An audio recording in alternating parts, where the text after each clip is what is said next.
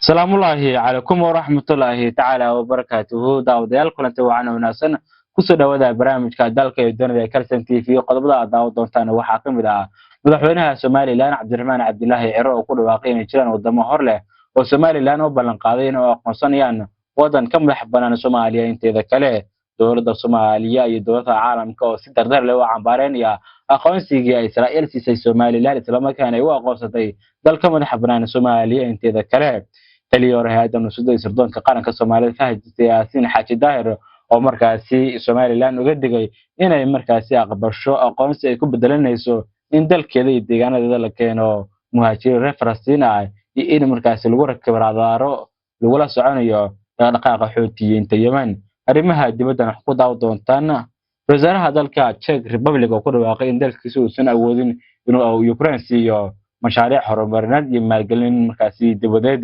qodobaasi qodobo kale ayaa daaw doontaan balse marka hore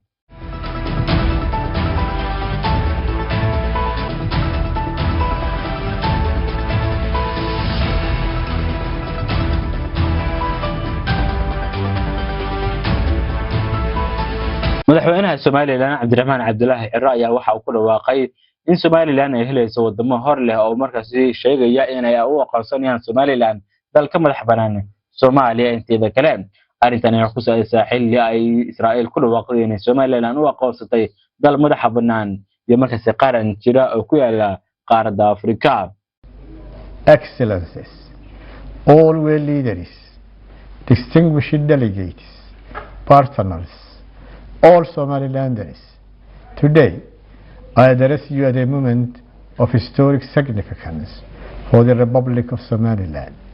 After more than 3 decades of peaceful self-governance, constitutional order and democratic practice, Somaliland has received its first formal international recognition as a sovereign and independent state. This development affirms an objective reality that has long existed. Somaliland meets the legal, political, and institutional criteria of statehood under international law. I express my wholehearted appreciation to the State of Israel for its brave decision, which reflects both historical continuity and confidence in Somaliland's demonstrated commitment to peace, stability, and responsible governance. Somaliland's journey has been defined not by conflict, but by reconciliation, not by external intervention, but by indigenous peace building, and not by instability, but by sustained institutional development.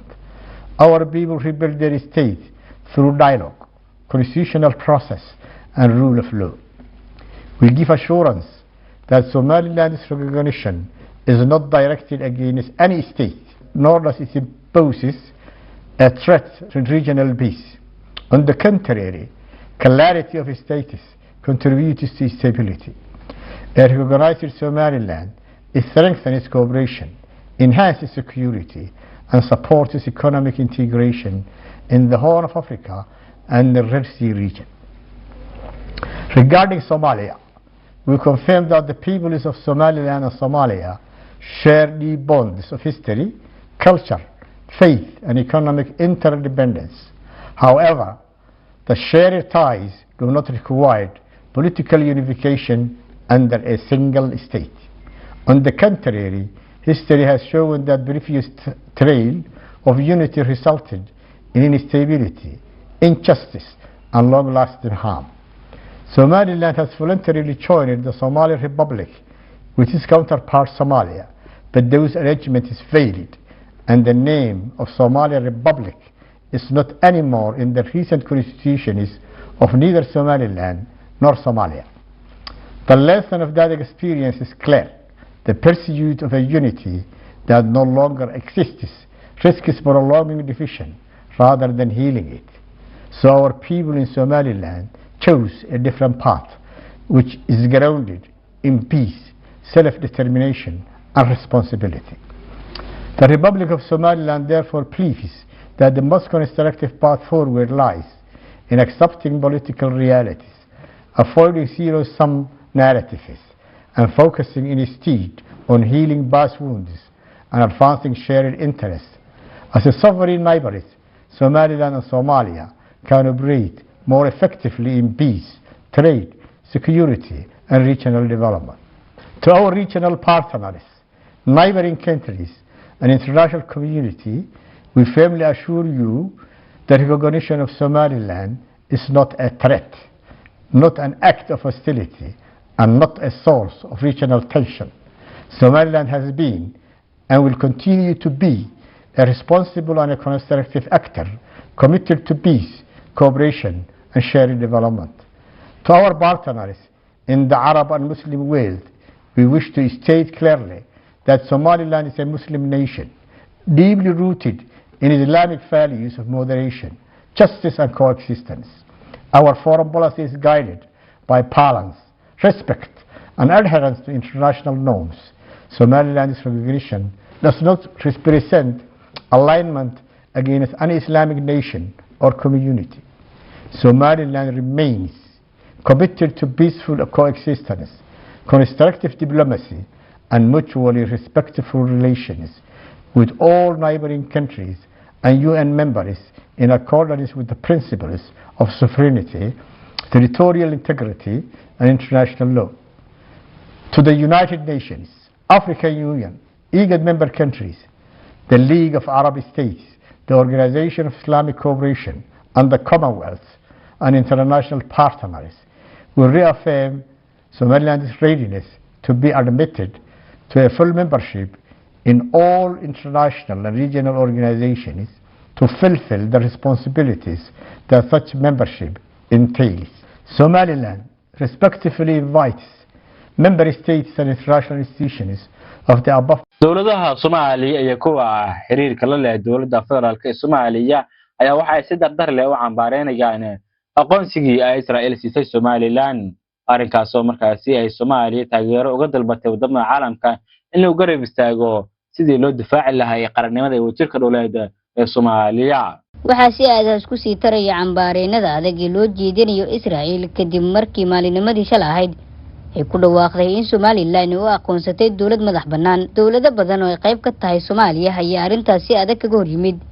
Jamhuuriyadda Federaalka ee Soomaaliya waxay mar kale xaqiijinaysaa go'aankeeda adag oo aan gorgortan galaynin ee ku aadan madax bannaanideeda, midnimadeeda qaran iyo dhul wadaageeda sida ku xusan dastuurka ku meel gaarka ee Jamhuuriyadda Federaalka ee Soomaaliya, axdiga qaramada midoobay iyo axdiga aasaasiga ee Midowga Afrika. dowladda federaalka waxay si cad oo aan mugdi ku jirin u diidaysaa wararka ula kaca ah ee lagu hayo madax bannaanideeda iyo tallaabada sharci darrada ah ee Israa'iil ku sheegtay inay ku aqoonsatay Somaliland. Somaliland waa qayb ka mid ah Soomaaliya, kana mid ah dhulka madax bannaan ee Jamhuuriyadda Federaalka ee Soomaaliya. Soomaaliya waxay cadeynaysaa inaysan ogolaan doonin in dhulkeeda laga sameeyo saldhigyo military oo shisheeye ama heshiis kale oo ku lug leh kuwaas oo Soomaaliya ku jiidi kara dagaalo. ugu dambeyn, Jamhuuriyadda Federaalka ee Soomaaliya waxay ugu yeeraysaa dhammaan dowladaha iyo saaxiibada caalamiga ah inay ixtiraamaan sharciga caalamiga ah, ilaaliyaan mabaadi'da faragelinta iyo dhowrista dhul wadaagga dalalka, isla markaana ay u dhaqmaan si mas'uuliyad leh danaha nabadda, xasiloonida iyo amniga geeska Afrika. dhanka kale, dowladaha ay ka mid yihiin Sacuudiga, Masar, Djibouti iyo Midowga Afrika ayaa si adag kaga hor yimid hadalkii shalay ka soo yeeray Israa'iil. boqortooyada Sacuudiga waxa aan si buuxda u taageeraynaa midnimada iyo wadajirka Soomaaliya, annagoo si adag uga soo horjeedna tallaabada ay qaaday Israa'iil. dhanka kale, Midowga Afrika ayaa dhankooda cabaariyay aqoonsiga Israa'iil ee Somaliland, waxayna ku tilmaameen xadgudubyo ka dhan ah madax bannaanida Soomaaliya. si kastaba haatee, hadalkii maalinimadii shalay ahayd ka soo yeeray Israa'iil waxaa durba ka falceliyay dowladaha ay ugu horeeyaan Soomaaliya, kuwaasoo ku tilmaamay in marnaba aan la aqbali doonin in lagu xadgudbo madax bannaanida iyo qarannimada iyo jiritaanka Soomaaliya. shacabka Soomaaliyeed ayaana ka dhur sugaya go'aanka kama dambaysta ay qaadi doonto dowladda dhexe ee Soomaaliya, maadaama dowladda ay tiro dhowr jeer hore ku celcelisay in marnaba aysan aqbali doonin in lagu xadgudbo madax bannaanida dhuleed iyo qarannimada Soomaaliya. bulshada Soomaaliyeed ayaana ka dhur sugaya go'aanka kama dambaysta ay ka soo bixi doona dowladda Soomaaliya, iyadoo shacabka qaarkood ay eedeemo culus u jeediyeen wasaaradda arrimaha dibadda ee Soomaaliya, taasoo ay sheegeen inay gabtay hawshii loo xil saaray. dowladda federaalka ee Soomaaliya ayaa dhawaan si rasmi ah ula wareegi doonta kursiga madaxtinimada golaha ammaanka ee qaramada midoobay. Kursigan ay Soomaaliya si rasmi ah ugu fariisan doonta bisha soo socota ee January sanada 2026. Tallaabadan ayaa astaan weyn u ah guul qaran kadib in ka badan 30 sano oo Soomaaliya dunida ugu suntaneed dagaalo iyo burbur dawladeed.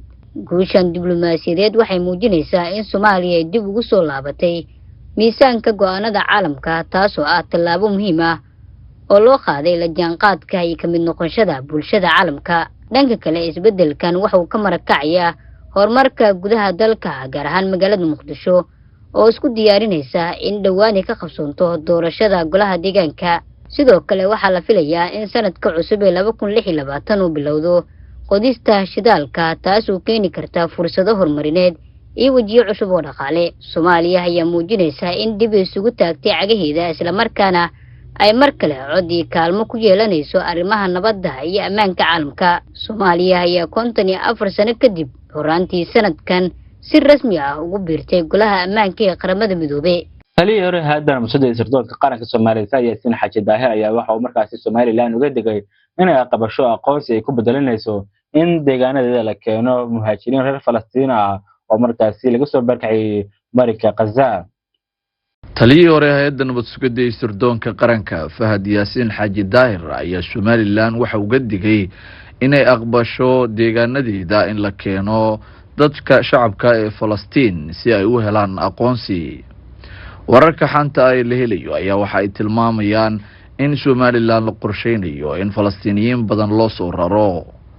xanta la sheegayo haddii ay run noqoto waxaa dhacaysa magaca iyo taariikhda lama hubo in aad ku gaari doonto danta aad leedahay, ayuu yiri Fahad Yaasiin. Somaliland ha u soo jiidin mahadho aan magaceeda ka harin qarniyaal, ayuu yiri sidoo kale Fahad Yaasiin oo degnin culus ka bixinayay qorshayaal la sheegay in Somaliland lala danacsan yahay. haddii aad Somaliland aqoonsi u rabto cadquureed iyo magac xumaha u soo jiidin dadkaaga iyo muslimiinta oo idil, adigana magacaaga ha tirtirin. tallaabada aan ka digayo ciddii la socota unbaa fahmaysa warkayga, ayuu sidoo kale hadalkiisa ku soo gabagabeeyey Fahad Yaasiin Xaaji Daahir oo tilmaamay in warkiisa uusan qof kastaahi garan karaynin.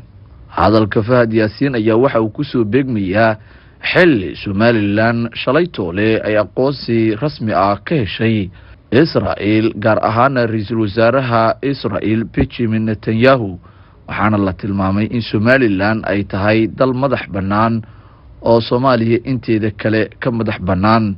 aqoonsigaasi oo Somaliland ay si aad ah haatan u dardargelinayso, isla markaana la sheegay in looga yeeray Tel Aviv si halkaasi ay casuumaadda ay u fidisay Israel ay uga dhabayso, isla markaana ay u sii qaada dhigto aqoonsiga Somaliland ay raadinayso. markaana guddiga doorashooyinka ee Soomaaliya qaranka ayaa waxay ku dhawaaqeen in dib loo dhigay shaacinta natiijada doorashada golaha deegaanka gobolka Banaadir oo maalinimada Khamiista ahayd loo dareeray. waxaan mar kale ku soo laabtay inaan idinkaga warbixiyo hawlihii noo qabsoomay shalay waxa haatan socda iyo insha Allah wixii warbixin oo kooban ayaa in la wadaagi doonaa. shalay waxay noo qabsoomay tirinta codadka waraaqaha codbixinta ee goobaha doorashooyinka. hawshaas oo u dhacday si wanaagsan, iyadoo ay ka dhacday 523 goobood, iyadoo waafaqsan sharciga doorashooyinka qaranka qodobkiisa 61. hawshaas kaas oo ka hadlaya tirinta codadka. hawshaas oo u dhacday si waafaqsan sharciga doorashooyinka. dabcan markii la soo tiriyay codadkaas waxaa loo soo gudbinayaa xarunta saan galabtii hore idinla wadaagnay. hawshaasina waxay u dhacday si waafaqsan sharciga oo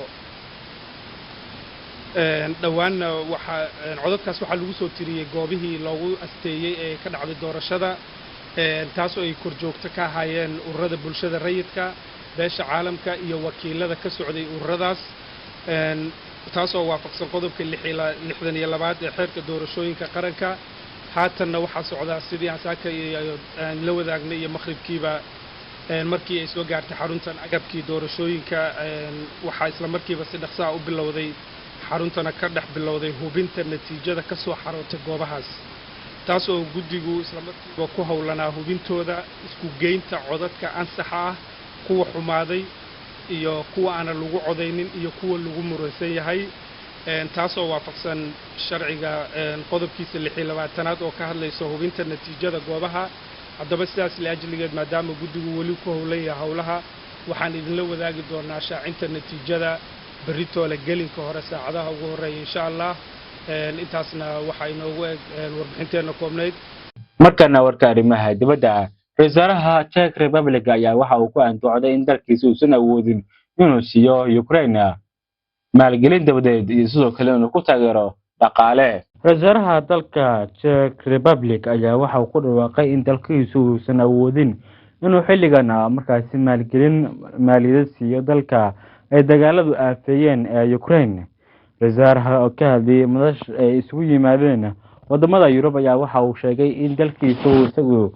tiisa u dhacayo oo markaasi ay ku habsatay dhaqaale la'aan baahsan waxaanu tilmaamay inuu san gacanta ku hayn dhaqaale uu markaasi ku taageero wadanka Ukraine arintani waxay ku saaysaa xilli wadamada Yurub ay bilaabeen inay markaasi dhaqaalo ay ugu tabarucaan wadanka Ukraine oo markaasi la kulmay duulaan ku dhawaad 3 sano jirsaday oo markaasi uu ku soo qaaday wadanka Ruushka arinkaas ayaa waxa uu imaanaya xilli wadanka Ukraine uu wajahayo qalalaasi xooggan iyo burbur maaliyadeed oo uu sababay dagaalka Ruushka ku soo qaaday waxaana xilligan soo baxaya in wadamada reer Yurub ee kale ay ka cagajidayaan inay maalgeliyaan oo dhaqaaleeyaan inta ku safarina barnaamijka dalka ee dunida Kalsan TV waxaan ahay mas'uulaha macaynta barnaamijka ka saxeynta ku midna wax lagu leeyahay nabadgelyo